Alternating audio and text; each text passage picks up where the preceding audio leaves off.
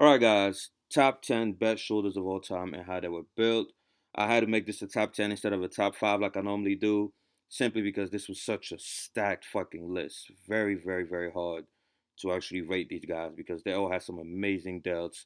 As you guys know, shoulders were not really a big thing in the 80s and the 90s, the early 90s.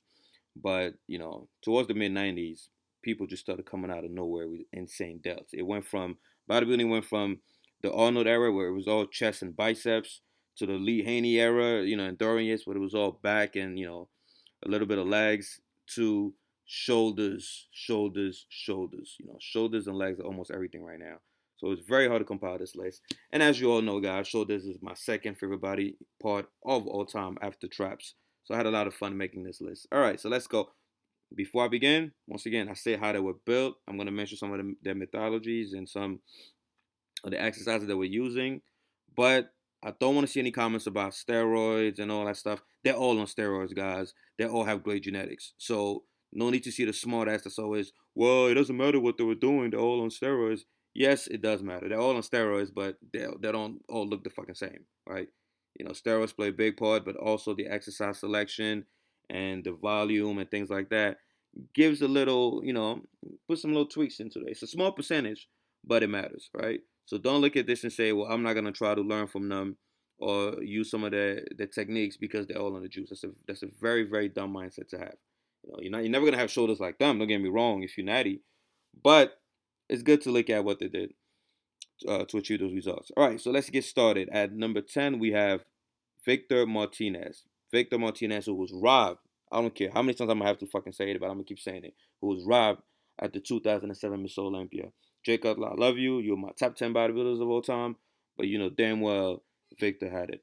So anyway, guys, marvelous shoulders. He does a lot of volume for delts. There was another shot here. He's a lot older now, but I think he's still competing this year. But a lot of people sleep on Victor Martinez when it comes to shoulder development. All right, at number 9, we have my man Rolly Winkler, also in my top 10 bodybuilders of all time list. Look at his shoulder development. He's very underrated, not just overall, but also when it comes to shoulder development, because he has some massive ass arms. People just look at his arms and forget that he has some sick, sick, sick delts, as you can see in this shot here. And I give him even more credit because the bigger your arms, the smaller they make your shoulders look. So if you can see his shoulders pop out, I'm telling you guys, he has some big shoulders because Rolly's arms are massive. There goes another shot right there. I fucking love Rolly. The judges got to stop fucking with him. Every year, they misplace his ass. But that's politics. All right, at number 8, we have Jake Cutler, also underrated in the shoulder department. Everyone knows Jake Cutler for his Olympias, for his legs, his back. But a lot of people don't give him credit for his fucking delts. This guy, as you can see in this picture here, standing next to Ronnie Coleman, has some insane, insane delts. Also, Ronnie Coleman is not in this video. I try not to put Ronnie Coleman in most of these top 5, top 10 videos because he had everything. He's gonna like destroy every single list I put him on. So, but anyway, look at Jay Cutler's shoulder development. He attributes it to obviously genetics, but a lot of real delt movements. You notice a lot of these bodybuilders really, really uh, favored real delts, and that's what gave him the edge over everybody else. Because when you're on steroids, you're already gonna have great shoulders. When you have good genetics and you're on the bodybuilder stage, IFBB stage, you have the genetics to have great shoulders. You have the androgens, but to complete the package, you need that real delt development, and those guys really, really uh, double the volume on their real delt work. All right, next up at number 7, we have Big Ramy. He's once again, when it comes to shoulders, I feel like he's underrated. People know him for his size, his quads, but no one talks about his fucking shoulders. His shoulders actually stand up, can actually balance out his quads. And he has some massive quads, massive quads. As you can see in this shot here. So I definitely put him up there in the top 7 when it comes to shoulder development. All right, at number 6, we have Antoine Vallon. I can't pronounce his last name, but I think he's from Canada.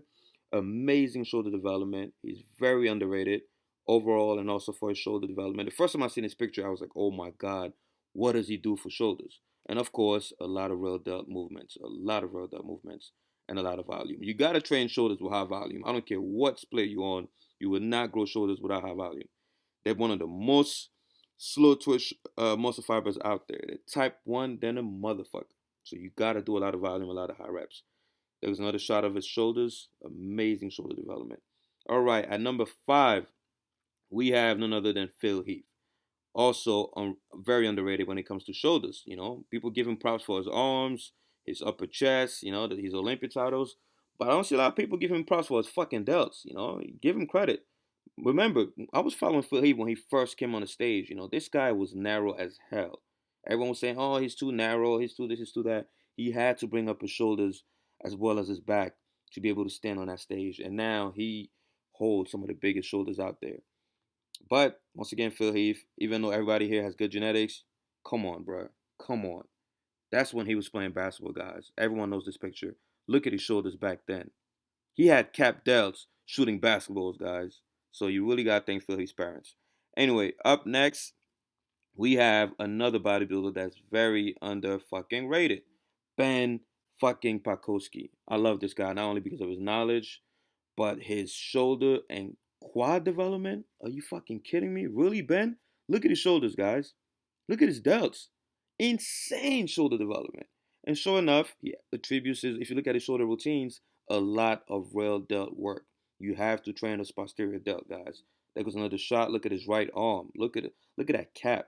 Amazing. Amazing. All right, now we're down to the last 3. Top 3 shoulders of all time. I had to put him at number 3.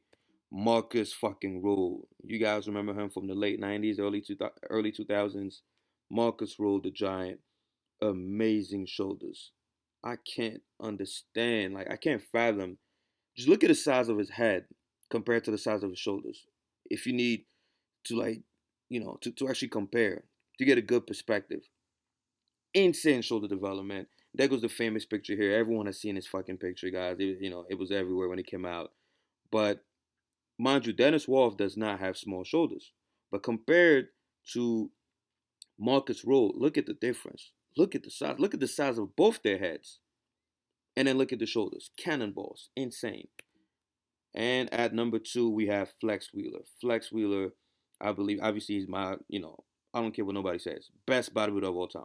Best bodybuilder of all time. He's not my number 1 of all time, but I'm going to be honest with you guys. He is, when it comes to the total package, the best bodybuilder of all time. When it comes to the balance between size, aesthetics, all of that shit. But yes, there's some Santo allegations going, blah, blah, blah. But, let's just stay on track. He had some of the best shoulders. Johnny Jackson went to him and asked him for shoulder advice. And what did he tell Johnny Jackson? Real delts. You got to train those real delts. There was another shot of him. Insane shoulder development. Finally, at number 1, you know who number 1 is, guys. Because if I didn't put him on the list yet, you already know he's at number 1. Best shoulders of all time. Also, one of my favorite bodybuilders. In my top 2 favorite bodybuilders of all time, we have Kevin Levrone. Hands down. Drop the fucking mic, guys. Best shoulders. Best shoulders. I remember when I first saw a picture of Kevin Levrone when I was a little-ass kid in the 90s. Looking at, I told you when I was little, I loved buff characters. I had buff action figures. You better not buy me a toy if it wasn't a buff action figure. I love buff cartoon characters. And then I saw a picture of Kevin Levrone in the 90s. I was like, Jesus Christ. I want those shoulders one day. He has the best shoulders of all time by far. All right, guys. Hope you love this list. I enjoyed putting it together. Stay tuned for legs and I believe forearms and all that other bullshit. Also back. I'm going to love the best backs of all time because that's also one of my favorite body parts. All right, guys. Like the video. You fellow Team 3D Alpha types out there. Like the video. Comment below. Let me know your top 5 shoulders of all time. And don't forget to share, subscribe, all the other good shit. Dominate, guys. Other segments. So go in the comment section and just vote. Vote on what you think is your most requested topic. And then obviously the one that has the most likes are the ones that I'm going to prioritize. In case let's